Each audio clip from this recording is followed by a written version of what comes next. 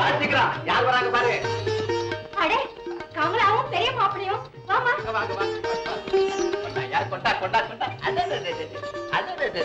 மாப்பிள மெல்ல மெல்ல. பாத்து பாத்து பாத்து. வாமா வா வா வா. ஏலே கொடி பயல் விடா. போன வருஷம் 2 பேரும் எங்கடா இருந்தீங்க? ஏம்மா அத்தை வரலையா? நாளைக்கு வந்துருவாங்க. சம்பந்தி வீட்டுல இன்னைக்கே வந்துட்டாங்களே. என்னடா இது ஆச்சரியமா இருக்குது. இந்தாமா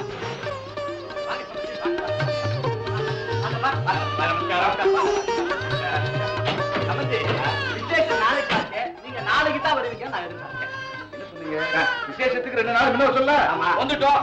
மட்டும் இல்ல விசேஷம் முடிஞ்சு 10 நாள் இங்கே தங்கலாம். விசேஷத்தோட வந்திருக்காப்புல இருக்கு. விசேஷமா தீர்மானம்.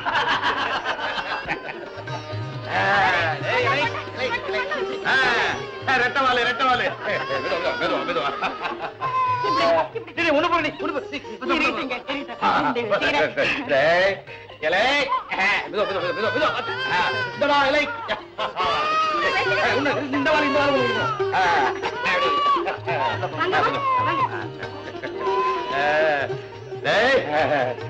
ரெட்ட கொலை பெற்றுட்ட.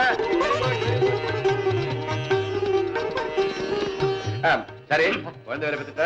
மேற்கொண்டு குழப்புக்கு ஏதாவது நான் கிளப்பு கடை வைக்கிறதுக்கு எல்லாம் ஏற்பாடு பண்ணிட்டேன். சாப்பாட்டுக்குலப்பா ஆரம்பிச்சிட்டியா? இல்லைங்க, அதுக்குள்ள கமலாவுக்கு பிரசவம் அது இதுன்னு வந்துருச்சு. ஆமா ஆமா. இன்னும் ஒரு 4-5 நாளுக்குள்ள ஆரம்பிச்சிடும். ஏன் உள்ள போய் உட்கார்ந்து சாகுவாசமா பேசலாமே? அதுவும் சரிதான்.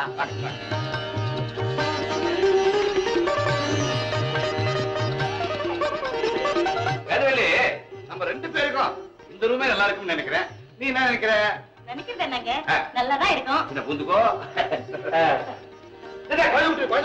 இருக்கட்டங்க, நானே வச்சுக்கிறேன். சரி சரி சரி. ஒண்ணும் இல்லாமத்தான் இருக்கு. ஏம்மா, நாங்கெல்லாம் அங்க ஏர் கண்டிஷன்ல இருந்து பழக்கப்பட்டுட்டோமே. அம்மா, அந்த வசதி எல்லாம் எங்களால செய்ய முடியுமாம்மா? முடியாது. நீங்க எங்களெல்லாம் கூப்பிட்டு கூடாதுப்பா. உங்க வீட்டு ஃபங்க்ஷன்ல எங்களை போல பணக்காரங்க கறந்துகிட்டா உங்களுக்கு கௌரவம் கிடைக்கும் தானே கூப்பிட்டீங்க. ஆமா. அப்ப எங்க வசதியை நீங்க கவனிச்சிருந்துக்கணும். கவனிச்சிருக்கணும். ஆனா உங்க வசதி ஏர் கண்டிஷன்ங்கிறது எனக்கு தெரியாம போச்சுமா. என்னப்பா ஏர் கண்டிஷன் பெருசா இழுக்கிறீங்க? உங்களால முடியலன்னு சொல்லியிருந்தீங்கன்னா நாங்களே செஞ்சு இருந்திருப்போம். 2 மணி நேரத்துல அந்த வீட்டே ஏர் கண்டிஷன் பண்ணலாம். தெரியுமா உங்களுக்கு? சம்பந்தி ஏர் கண்டிஷன் இறங்கு கண்டிஷன் யாரும் பேசிட்டு இருக்கப்படாது. ஆமா. இந்த வீட்டுல என்ன கண்டிஷன் இருக்கோ அதை அட்ஜஸ்ட் பண்ணிட்டு எல்லாம் நடந்துக்க வேண்டியதுதான். அதுதான் என் கண்டிஷன். ஆமா. போங்க போங்க போங்க. என்னங்க என்ன? நாம இன்னும் இந்த வீட்டுல 10 நாளைக்கு இருக்கணுமா? ஏண்டே, உனக்கு ஒரு ஏர் கண்டிஷன் தேவையோ? எனக்கு என்னத்துக்குங்க? நாம் இத்தனை பேர் இங்க இருந்துகிட்டு பாவம் இவங்களுக்கு பாரத்தை கொடுக்கணுமான்னு தான். ஓஹோ, நீ அவங்களுக்கு பாரத்தை ஏத்தப்படாதுங்கிறதுக்காக நம்ம இங்க இருக்கப்படாதுங்கிற. ஆமாங்க. நான் என்ன நினைக்கிறேன் தெரியுமோ, உன் மருமக தலையில இருக்கிற பாரத்தை இறக்கணுங்கிறதுக்காக நாம இங்க இருக்கணும்ங்கிற. அது எப்படிங்க? எப்படியா? என்ன பேச்சு பேசுறாடி அவ? என்னமோ பரம்பரை பரம்பரையா ஏர் கண்டிஷன்லயே வளர்ந்த மாதிரி கிடந்து அலட்டிக்கிற. 10 நாள் இங்க போட்டு வச்சோம்னா பிறந்த வீடு, வளர்ந்த இடம், வாழ்ந்த லட்சணம் எல்லாம் மனசுல பிடிப்படும். அதனால ஒரே அடியா சரிப்பட்டு வரும்னு நான் சொல்லல. இப்ப அவ நிலைமை தெரியாம எங்கேயோ பறந்துகிட்டு இருக்கா பாரு. அது ஒரு லெவலுக்கு இறங்கும். அப்புறம் நம்ம வீட்டுக்கு கொண்டு போய் மீதியை இறக்கி விட்டுடலாம். விழா நடக்கட்டும். வீடு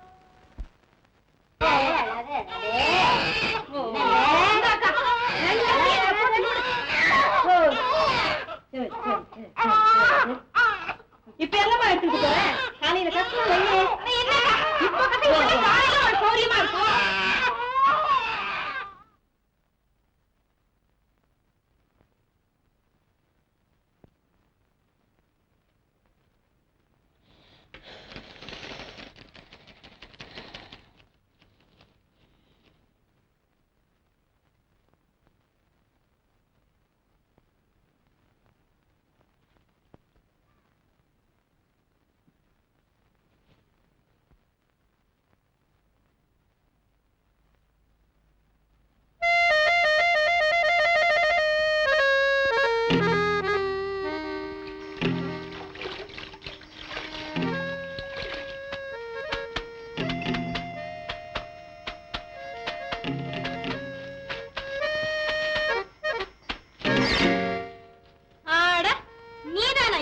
ரஞ்சனா பல்லு எல்லாம் போயிடும்.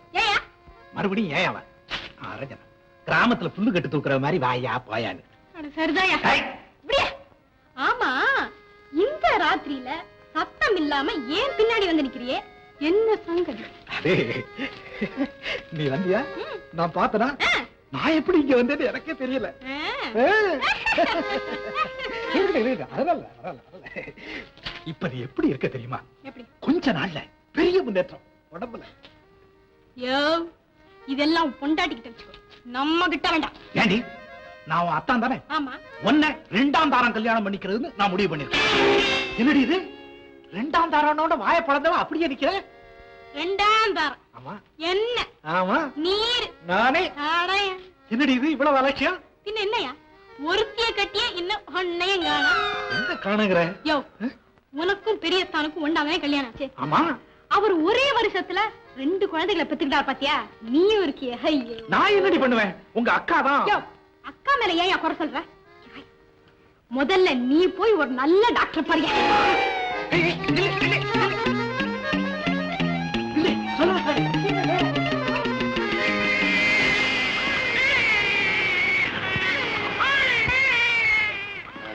தூங்குறீங்களா? சுகமா தூக்கம் வருது. அந்த குழந்தைங்க கத்துறது எவ்வளவு இனிமையா இருக்கு, கேட்டீங்களா? அந்த இனிமையில தாண்டி சுகமா தூங்குறேன். இந்த சத்தத்தை நம்ம வீட்டுல என்னைக்கு கேட்க போறோமோ? கேட்க போறோமோ?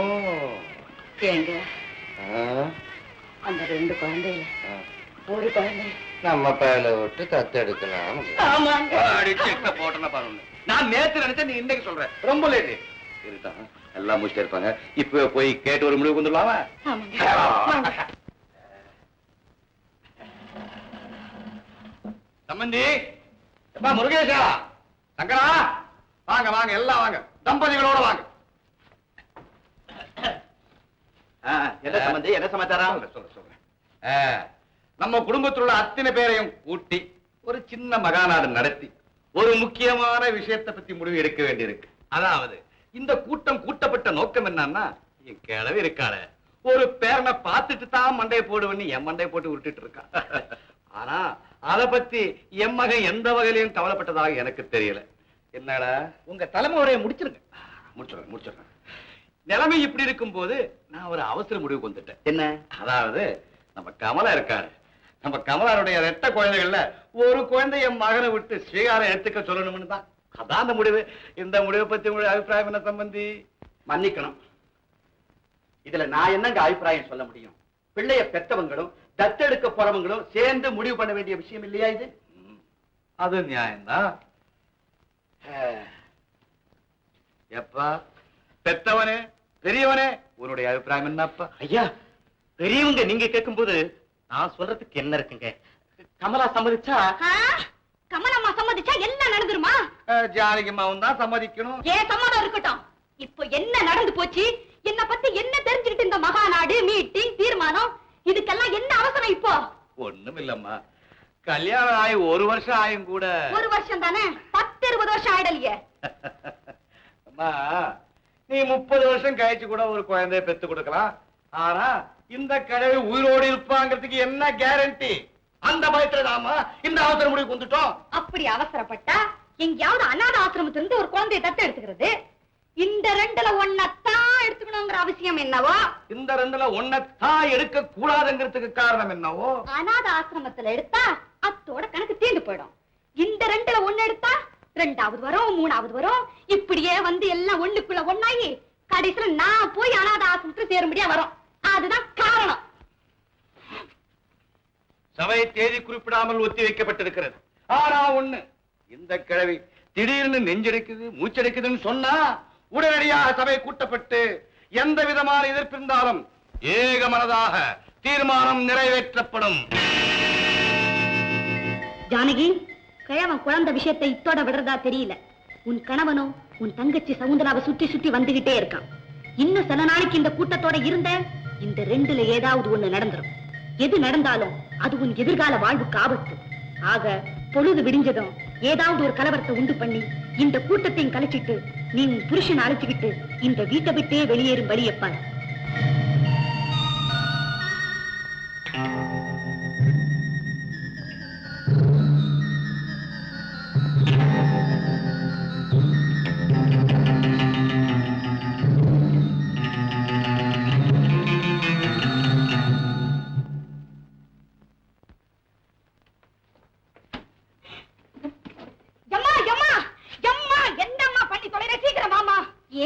ஏம்மா இப்படி கத்துற? நான் கத்துறதுதான் உனக்கு தெரியுது.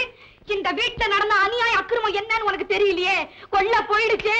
கொள்ள போயிடுச்சா? ஆமாம்மா, 10 வினாடிக்குள்ள பட்ட பகல்லையே கொள்ள போயிடுச்சே. ஐயோ, என்கிட்ட கேட்டிருந்தா கொடுத்திருப்பேனே. அம்மா, என் மேல பழி வந்து சேருமே. என்ன கொள்ள, என்ன பழி வந்து சேரும், கொஞ்சம் தெளிவா இத பாருங்கப்பா, தலையில என்ன தடவுறதுக்காக என் வைர மோதிரத்தை கழட்டி இத பாருங்கப்பா, இங்க நான் வச்சேன். இங்க வச்சுட்டு என்ன தடவி திரும்பி பாக்குறேன், காணோம்ப்பா. என்னம்மா இது? இங்க வச்சதை யாரு எடுப்பா? அதானே. என்ன அதானே? எப்பா, அதை எடுத்தவங்க 2 காரணத்தோட எடுத்துக்கணும். என்னது? ஒண்ணு, பிறந்த வீட்டுல வைர மோதிரத்தை குடுத்துட்டு வந்துட்டாலே என் மேல பழி சுமத்துறதுக்காக எடுத்துக்கணும். பொறுமையா பாருங்க, பாருங்க. தீர விசாரிக்கணும்.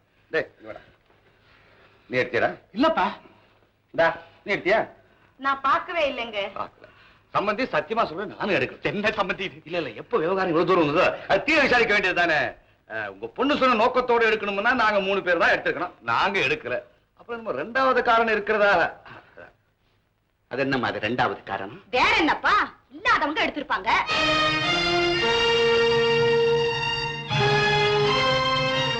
இல்லாதவங்க எடுத்திருப்பாங்க. ஆமா, நான் கூட இல்லாதவன் தான். சத்தியமா நான் எடுக்கல. உங்க அம்மாவை நீ புரிஞ்சுக்கிட்டு இருக்கிறியோ இல்லையோ, நான் நல்லா புரிஞ்சுக்கிட்டு இருக்கிறேன். இல்லாத காலத்துல இரவல் வாங்கி பொண்களுக்கு போட்டு என்கிட்ட உத வாங்குவாளே தவிர திருட்டு புத்தி அவளுக்கு கிடையாது. நான் எடுக்கல, உங்க அம்மா எடுக்கல. மத்தபடி யார சொல்ற? என்னப்பா புரியாத மாதிரி பேசுறீங்க? இல்லாதவங்க இந்த வீட்டுல உங்களை தவிர வேற யாருமே இல்லையா? இந்த சுத்தி வளைச்சு பேசுறதெல்லாம் இங்க வேண்டாம். யார சொல்ற? அவங்க பேரை சொல்லு. சம்பந்தி, இந்த பொண்ணு யார மனசுல வச்சுட்டு பேசுறாங்கிறது எனக்கு நல்லா தெரியும். எனக்கு தெரியும் சம்பந்தி. அவங்க இல்லாதவங்க தான். ஆனா என்ன இல்லாதவங்க? பணம் மட்டும்தான் இல்லாதவங்க. ஆனா மானம் இல்லாதவங்க இல்ல சம்பந்தி. என்னப்பா மான மரியாதை பத்தி இந்த நேரத்துல பேசிட்டு இருக்காங்க? இல்லாதவங்களே பொல்லாதவங்கன்னு நீங்க கேள்விப்பட்டதுல போல இருக்கு. அவசரம் அவசியம் வர்றப்ப யாரும் திருடத்தான் செய்வாங்க. அப்படி என்னமா அவசியம் வந்தது அவங்களுக்கு? ஏன் வரல? சொன்னாங்களே ஹோட்டல் 4-5 நாள்ல ஆரம்பிக்க போறதாக. அதுக்கு பணத்தை மூட்டை கட்டி வச்சிருக்காங்களா?